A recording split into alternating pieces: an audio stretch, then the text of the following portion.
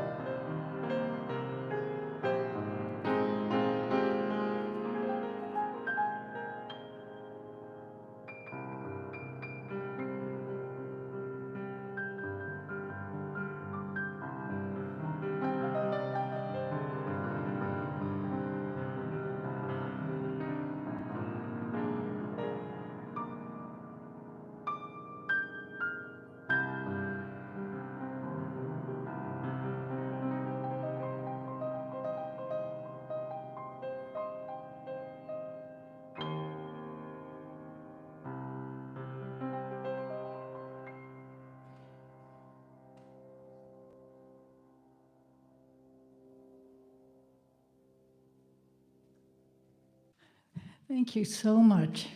You're so gifted.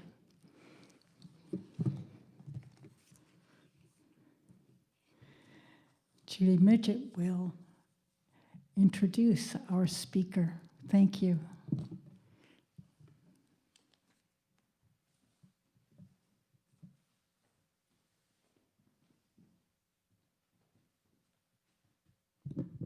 Good morning. It's my pleasure to introduce our speaker today, Stephen Poplin. I've known Stephen since the 1970s, and we're very happy that he has come back home to Virginia Beach, at least for the time being. Stephen is an amazing astrologer. He's a philosopher. He does tarot. He does a variety of a lot of interesting things. He has degrees in philosophy and humanities, which I'm sure when he got out of school had all kinds of job offers for that nature. Anyway, I took a workshop with Stephen, I think it was about a year ago, where he talked about the history of music and as it relates to astrology, is my recollection. I was really impressed. I mean, I'd heard him many times in lectures, but the next day was service here, Sunday service, and I came in and said, "Do you realize how brilliant you are?" And I'm sure because he is intelligent, he realizes that. But I have determined that he should be, I'm going to partner with him to do trivia games, and we're going to win all the prizes. Open your hearts and to experience Stephen Poplin, all his inspiration and love.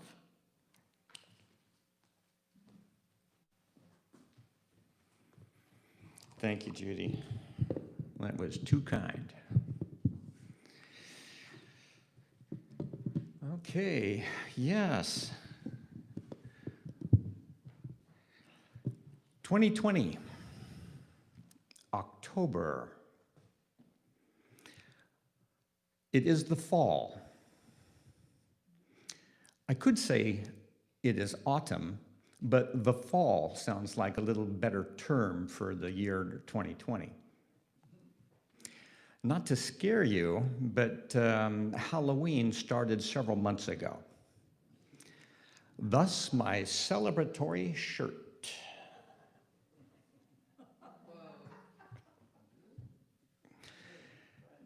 I am a hypnotherapist, and I will be giving suggestions. Okay, now, some of you are doing this. It's okay, it's okay. These are going to be good suggestions. You're going to be fine with them. You'll be happy with them. We need to breathe. Now, who is against that? Yes, our bodies need oxygen. Breathe. It feels good. It's recharging. And bring that now to your posture. Feel that breath going in, aligned, and that does feel good. The prana of life, energy, breathing, oxygen. And so, perhaps later on, what will you do when I use the word oxygen?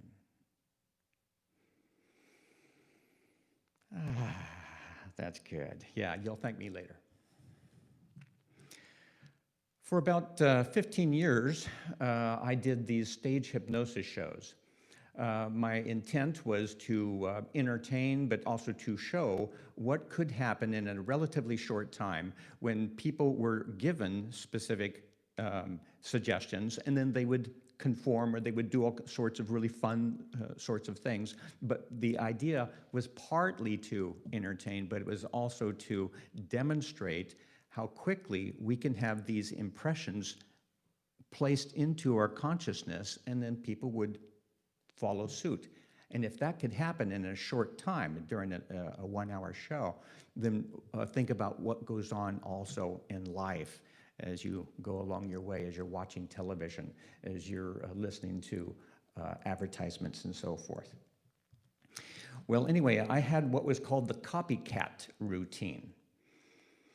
And how that would go is that I would choose, of course, I'd have a bunch of people up on the stage, and I would have 4 people in a row, and I would choose one of them to be the trend setter, to be the leader. And then periodically, then I would give some suggestions to this trendsetter. And it could be something like, okay, it's so good to raise your hand. It's like, I need to stretch. Oh, feel free to cross your leg. And then within a minute or two, you'll notice that all 4 of them were doing the very same pose. It was very funny. And then periodically, I would say, oh, it feels so good to be unit, to have that unified sense. It's like a cadre, to be like fitting in. Isn't that right? Doesn't it feel good? And they'll all say, yeah, all 4 of them in a row. And so then I would go along and talk about other things in the hypnosis show. And then I would look over there at my copycats, and all 4 of them were, left leg resting over the right leg, just in the same pose. And then I said, oh yeah, yes, that conformity thing and that feeling of fitting in, of being with it, of being perhaps with part of the in crowd. And that goes back to our school days. Many of us recognize that. It does work, and there then is that reinforcement. By the way, sociologists refer to groups that adopt another's ideology as carrier groups. Interesting wording, huh? So my hypnosis shows worked really well in a safe environment. There was 2 times in high schools, 1 time in a business situation in which it wasn't safe. The people didn't feel safe. And the students kind of slinked off the stage. And it was rather a difficult situation to observe. There were cat calls, it was some name calling, there was people trying to make fun of them on stage. And so then they did not feel good. And so then they just kind of quietly walked off the stage. And so here they were, feeling self-conscious, feeling embarrassed, and it kind of shut these kids down, and then, of course, it shut down the show. Now, to be self-conscious is actually a very good thing, but then to be self-conscious in that sense of having this finger pointing at you or having all of your classmates pointing at you, that just kind of withered the students, and it polluted them with their doubt, with this self-judgment, and it was really quite a difficult thing to experience. But again, every single experience in whether they be these shows or the different countries that I've been into, always like, well, that was unpleasant, but that's a bit of life. I've learned something. There's that also going on in the world. But also the conclusion here is that we collectively need trust. Society needs trust. We need trust and faith. With faith, there is an implied sense that we can rely on things. We can rely on news. We can rely on news sources. We can rely on facts and people, and even representatives in our government.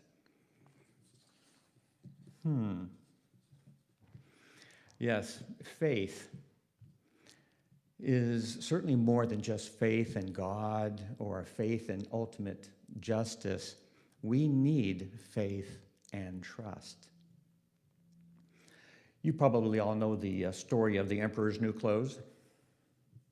That was a fairy tale written by Hans Christian Andersen in 1837. And it was basically about a vain emperor who got exposed before his subjects. And so what happened was they had two swindlers came into town. They noticed this vainglorious emperor who spent lavish amounts of money upon his nice finery and his clothes. And he was so taken up with that he was certainly not taken up with the good of the community or his people. So they were posing as weavers, and they offered to supply him with some magnificent clothes that were invisible to those who were stupid or incompetent. A tale for our time, a tale for all times. We see the conformity in society. Many see the truth of things, but then they look over to their neighbors for acknowledgement. Did you see what I saw? And if they don't really get that, then they kind of like, okay, well, I don't want to seem stupid or incompetent. But I tell you here and right now, see the circus. Call it for what it is. And have the faith of the boy confronting the emperor. Oxygen. I see that. Belief and trust. Don't succumb to the fear. Oh, just a second. My Facebook just beeped. Yeah. Well, around between 2009 and 2012, there was an expansion in the internet of social media. You know, with Facebook and then Twitter and now so many other forms of social media. This is officially, or let's say positively, a place that we can share stories, jokes, pictures, sharing with friends and so forth. We can share and connect with friends far away, long distance. What a fabulous thing. In fact, I've got some friends taking a look at this live feed right now from Europe. Hi, hallo, alles Gute. However, some recent studies have shown that coincidentally, anxiety and depression, typically those found with teenage girls, have increased since 2012. Something about that year, 2012. What was it? Maybe the Mayans were right. Anyway, what we have here is this comparison game that is an impossible game to win. You're too tall, you're too thin, you're too much, you're too this, you're too that. It just goes on, and you really are wasting your time. But at the same time, again, statistically, and it's actually turned into a larger sociological problem with, again, teenagers, especially with young girls, that there is indeed more depression and anxiety along with this. Basically, we're being watched and we're being evaluated. Now, as an astrologer, I look for signs, I look for synchronicities. And I believe that the wind, the light, the shadows, and the falling leaves of autumn might have something to say to us. We get these signs. But I have noticed in the last decade that there are other machinations occurring. There are other signs kind of like being pushed in. And this again comes from this social media. Call it focused groups or maybe bait. Then I'd have to say, beware of Google Analytics. We are being tracked. And then the ads that we supposedly are supposed to be watching then are fed to us by the likes that we have, by the clicks that we make. And so be very careful. I even noticed here recently that when you see this particular video on YouTube, and then there's this list on the right-hand side of other things that if you like this, maybe you like that. But as soon as you click it, not only will you see that particular thing that they suggested for you, but they have just collected a little bit more information. Subliminal manipulation. What we need then is oxygen.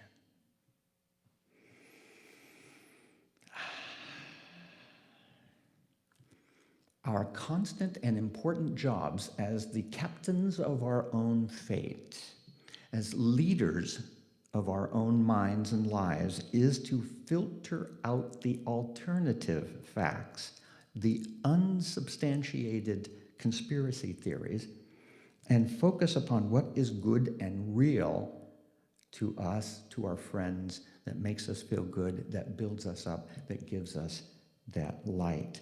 And the corporate advertisers, Wall Street, unscrupulous politicians, they're all trying to manipulate and prod. But remember, a child of sincerity and faith can see through this. These emperors are weaving tales of deception for their profit, not for your good graces. So what did we get? What is the result of all of this that's being foisted upon us? We have viruses. There are computer viruses, there are conspiracy viruses, and there's political hot air. What a year. So the world got sick, and the economy got sick, and now we're all sick and tired of it all. We need clean and healthy choices. And what would that clear-sighted young child do and say about that? Perhaps one thing is that things happen in stages, and we've seen several stages here in this interesting year, 2020. And then it brings us to this really interesting concept of the 4 stages of spiritual development. Years ago, probably about 30 years ago, I read M. Scott Peck's book, The Different Drum, Community, Making, and Peace, that was published in 1987. He was also the author of The Road Less Traveled, and also a rather disturbing book called, what is it? People of the Lie. Worth reading. You may not like it, but worth reading.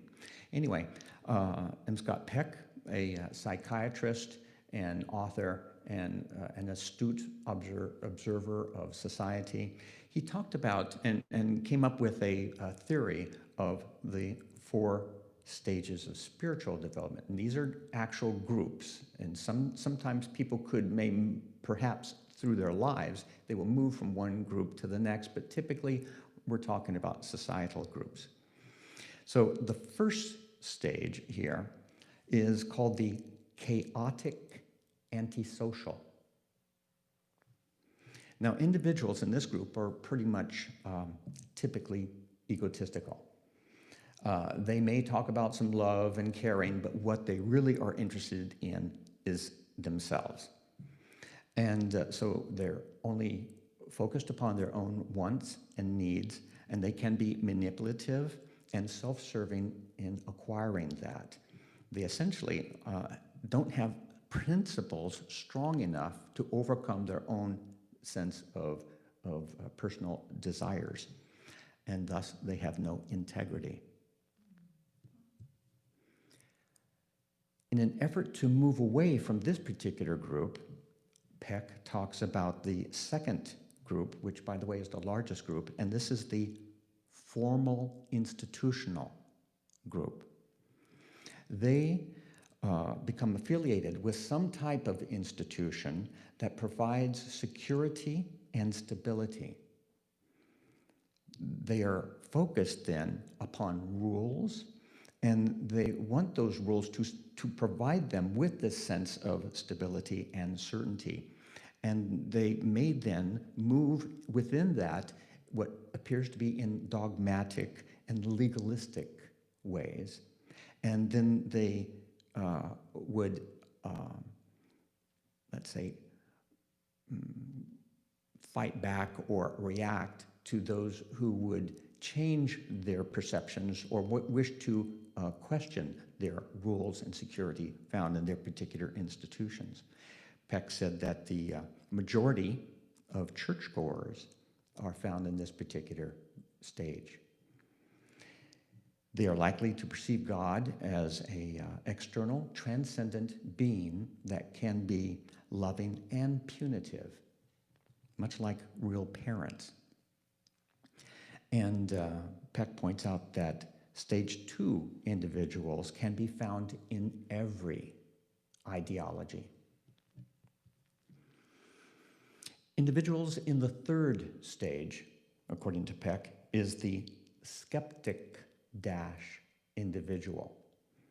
And they tend to perceive themselves or identify themselves as non-believers, as atheists, agnostics, or scientifically minded people who would really want to understand why and wherefore. They wish to have a logical explanation for the meaning of life. These people really don't need a sense of an institution telling them what to do because they wish to find out for themselves. They wish to question their own beliefs and the beliefs of others around them. Many in this stage are actively seeking answers to the meaning of life. They also focus upon social justice, and they work for social reform and community projects. Now, that particular group may not like what I'm about to say, because Peck then goes on to the 4th group, and he says that those who continue to seek will move into the final stage, which is called the mystical communal stage. And here, individuals focus upon community rather than individualism. They may include non-specific community or a universal sense. They are fine with mysteries and the unknown, and they believe that there is a universal connection and that very likely all sentient beings matter. They are aware of some of the previous groups and stages, and they are usually non-judgmental about them because they recognize that, everyone has their place. They focus, however, upon unity rather than separateness. They accept the lack of definitive answers, and they look to the mystery of the universe.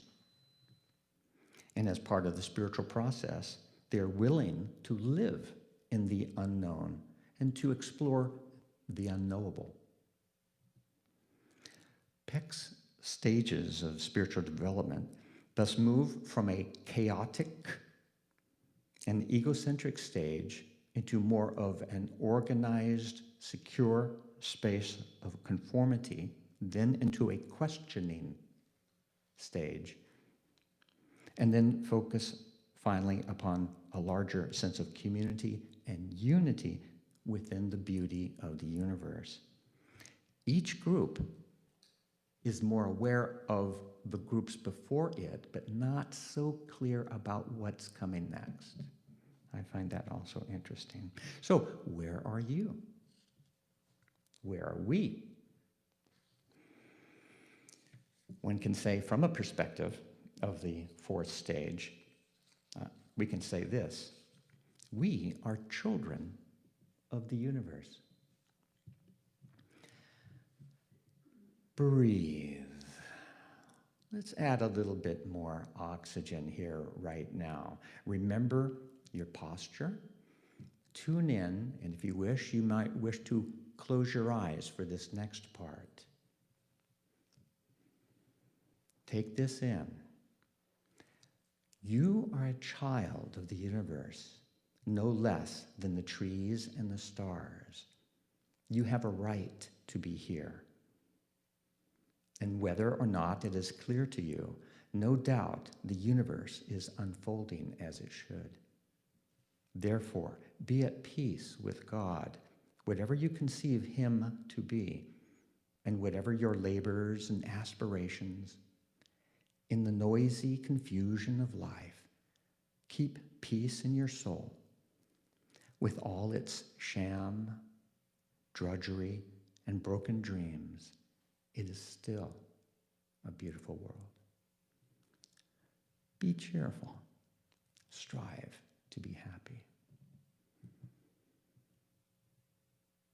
That's by Max Ehrmann, Desiderata. I remember when I first came across that, I think back in the 70s, it was like, on some 1627 thing on some church door, but it was actually written in the 1927. Desiderata, a poem for a way of life. That'll bring you more oxygen right there, huh? So yes, we need to breathe, we need to perceive, to weigh the real facts, and to choose. The world is a stage, and we must act. Vote. And so, as you go out there, exercising your free choices, voting and choosing, I offer a final thought by Martin Luther King Jr. Unarmed truth and unconditional love will have the final word. Thank you for listening, and blessings on your day.